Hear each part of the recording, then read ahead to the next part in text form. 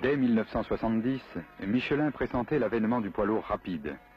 Il lui fallait donc trouver un moyen pour tester ses produits dans des configurations réelles d'utilisation.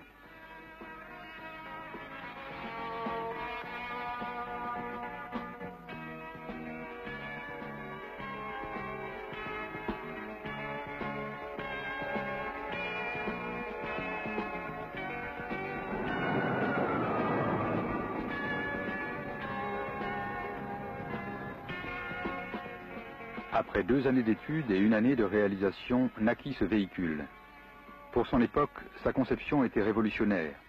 Et aujourd'hui encore, on peut se demander si ce n'est pas le fruit de l'imagination d'un génie mécanicien amoureux de la seule mécanique, plutôt qu'un moyen étudié pour la stricte exigence des essais de pneumatiques.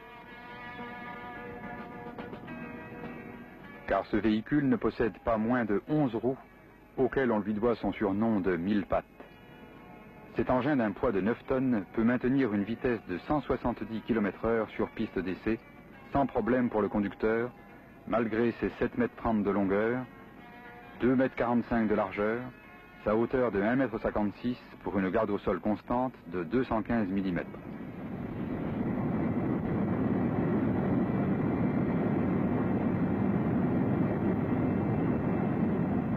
Durant plusieurs années, il fut le seul moyen d'essai pour tester dans des conditions réelles de roulage routier un pneumatique pour poids lourd à des vitesses élevées et soutenues.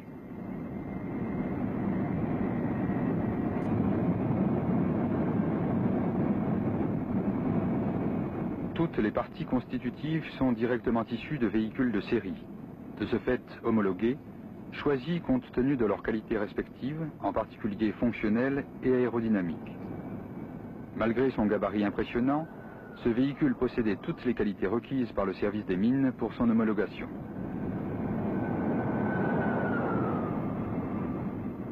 Avec l'instauration de limitation de vitesse sur le réseau routier puis autoroutier, son utilisation se limita aux pistes d'essai. Un vérin permet d'appliquer une charge de 2000 à 3250 kg à la roue centrale sur laquelle est monté le pneu à tester.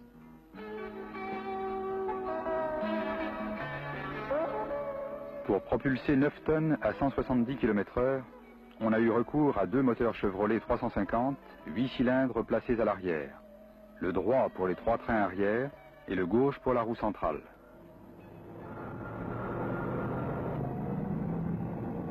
Les transmissions s'effectuent par boîte de vitesse automatique à convertisseur de couple et embrayage hydraulique. Une commande différentielle de l'accélérateur permet de synchroniser par une seule manœuvre la puissance demandée à chacun des moteurs. Toutes les précautions de sécurité sont prévues, à tel point que même l'éclatement du pneu d'essai, enfermé au cours des tests dans un solide carénage, n'entraînerait aucune conséquence grave. En effet, les signes avant-coureurs permettent d'intervenir grâce à un bouton coup de poing qui, depuis le poste de pilotage, provoque simultanément en 3 secondes l'arrêt du moteur gauche et l'arrêt de la roue centrale.